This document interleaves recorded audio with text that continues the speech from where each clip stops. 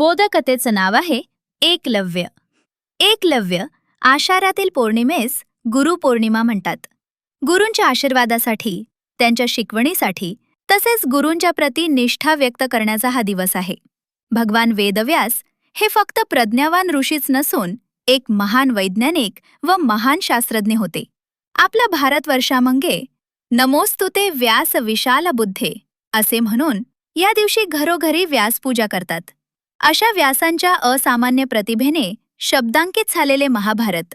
असं म्हणतात की या जगात अशी कुठलीही घटना, कथा वा वेदना नाही जिचा उल्लेख महाभारतामध्ये झालेला नाही. वेदविद्या पारंगत महर्षी द्रोणाचार्य हे कौरव आणि पांडवांचे गुरु. अतुलनीय ज्ञान आणि युद्धतंत्र याकरिता महर्षी द्रोणाचार्यांची ख्याती होती. एकलव्य हा एका आदिवासी पुत्र. द्रोणाचार्यांकडून धनुर्विद्या संपादन करण्याची त्याची महत्वाकांक्षा होती. एकलव्याच्या शब्दात त्याची कैफियत पुढे मांडलीय. मी एकलव्य, तो दिवस माझ्या हृदयावर कोरून ठेवला गेला आहे, ज्या दिवशी मी माझ्या गुरूंना प्रथम पाहिले. होय, गुरु द्रोणाचार्य, उत्कृष्ट शिक्षक, शस्त्र हाताळणीमध्ये निपुण, विशाल ज्ञान आणि विद्वत्ता यांचा जणू सागर. त्यांच्या चेहऱ्यावरचं तेज तर सदैव मनाला टवटवी देणार आहे. गुरुजी, मी सदैव तुमचा आहे, सदैव तुमचा राहीन. होय, मी भिल्लाचा पोर आहे. मला तुमच्या रूचा ठाऊक नाहीत. ठाऊक आहे वनात बागडणं, मनसोक्त गीते गाणं, पोहणं आणि हे थेची फळं, औषधी यांचे जतन करणं, झाडांवर प्रेम करणं. माझं धनुष्य, बाण आणि बाणांचा भाता हाच एकमात्र माझा आग्रह, हट्ट, जिव्हाळा आणि ध्येय. हे असं नेहमीच घडतं. प्रस्थापितांचं संरक्षण, त्यांची कोड कौतुके पुरवली जाणं हा तर रिवाज आहे. पण मी देखील एक उत्तम धनुर्धारी आहे. माझेही काही हक्क आहेत. हे या राजकुमारांच्या मांदियारीमध्ये कोण लक्षात ठेवणार? मला काय हवं होतं? फक्त विद्या हवी होती. तुमच्याच करून मला धनुर्विद्या शिकायची होती. हीन कुळातील म्हणून तुम्ही माझा अव्हेर केलात. तुम्हाला अर्जुन फार प्रिय होता. तो दिवस माझ्या हृदयावर कोरून ठेवला गेलाय. ज्या दिवशी धनुर्विद्या देण्याला तुम्ही नकार दिलात, मला रडता आलं असतं, राग धरता आला असता, चिडचिड करता आली असती.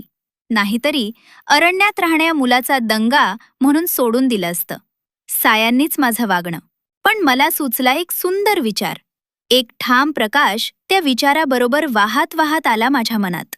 नदीच्या झुळनुळणाऱ्या पाण्यातून, वायांच्या तालातून आणि मनाच्या खोल आतल्या गाभ्यातून. विचार असा होता की जर तुम्ही माझे आहात, जर मी तुम्हाला पाहू शकतो, अशी भावना करू शकतो की तुम्हीच मला सर्वोत्तम, उच्चतम धनुर्विद्या शिकवत आहात, तर ती शिकवणी किती आगळीवेगळी, किती थोर असेल. तुमचे अस्तित्व माझ्या मनात कायम होते. निराश होणं कधी मंजूर नव्हतंच.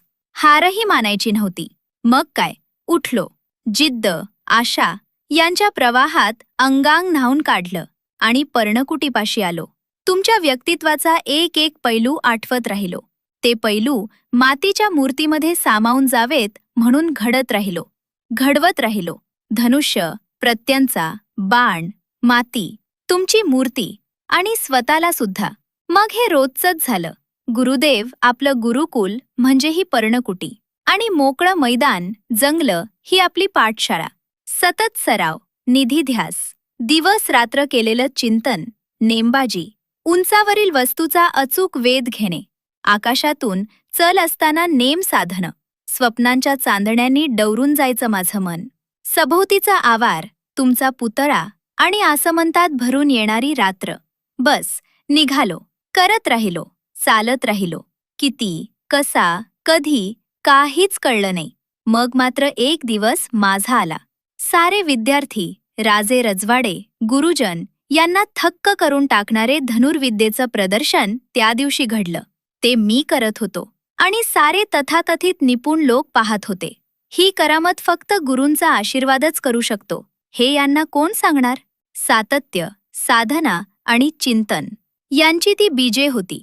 कुणाच्याही ध्यानीमनी नसताना, मी मागितलाही नसताना एक दिवस माझा आला. माझ्या जयकाराने व माझ्या नावाच्या उच्चाराने, कौतुकाने सारा आसमंत भरून गेला. तुम्ही आश्चर्यचकित होऊन विचारलत मला की कोणाकडे हे विद्या शिकलास? मी तुम्हाला आदराने वंदन केले. पर्णकुटीच्या मागील परसात घेऊन गेलो. तुम्ही पाहिलीत तिथे तुमचीच प्रतिमा. स्वतःच्याच पुतळ्याकडे पाहून तुमच्या नयनातून घळघळ अश्रू ओघळले. मला मुक्त कंठाने मनापासून आशीर्वाद दिलात. तो दिवस माझा होता. नंतर मग काय झालं कुणास ठाऊक, पण गुरुदक्षिणा द्यायची व मागायची वेळ आली. आणि मी तर सांगितलं की काहीही मागा. तुम्ही मात्र मागितलात माझ्या उजव्या हाताचा अंगठा. तुम्हाला ठाऊक नाही असं नाही. अंगठ्याशिवाय धनुर्धारी कसा काय सर्वश्रेष्ठ ठरणार? माझ्या खूप गोष्टी कानावर आल्या. अर्जुनाला कुणीही स्पर्धक राहू नये, तो सर्वश्रेष्ठ धनुर्धारी असावा, यासाठी तुम्ही असं केलंत. असेलही. पण खरं सांगतो गुरुदेव, मी लागलीच तुमची गुरुदक्षिणा दिली. तेव्हा मी मोकळा झालो आणि तुम्ही मात्र अडकलात पाप पुण्यांच्या दुष्टचक्रात, राजनीतीच्या अन्यायी सापळ्यात. मला खरोखरी की वाटली तुमची. अन्याय नाही वाटला. गुरूंनी मागितलेल्या गोष्टीचा अन्याय वाटला. तर तो खरा शिष्य असतो का? तुम्ही मला धनुर्विद्या शिकवण्यास नकार दिलात, त्या दिवशी संताप वाटला. असं वाटलं का मी हीन कुळातला आहे. पण जेव्हा तुम्ही अंगठा मागितलात ना, तेव्हा मला सामोरं आलंच नाही कुठलंही द्वंद्व, कुठलाही प्रश्न किंवा कुठल्याही समस्या. अहो, कारण सोपं आहे. आधी माझ्याकडे काहीच नव्हतं देण्यासारखं, आणि आता इतकी पुण्ये गाठवली की तुम्ही मागितलंत ते मी देऊ केलं, देऊ शकलो. माझ्याकडे देण्यासारखं काहीतरी होतं. आजही आहे. टाळून टळण्यातला शिष्य मी नाही. मला टाळलत, पण शेवटी येणाऱ्या पिढ्या जेव्हा जेव्हा एकलव्याचे नाव घेतील ते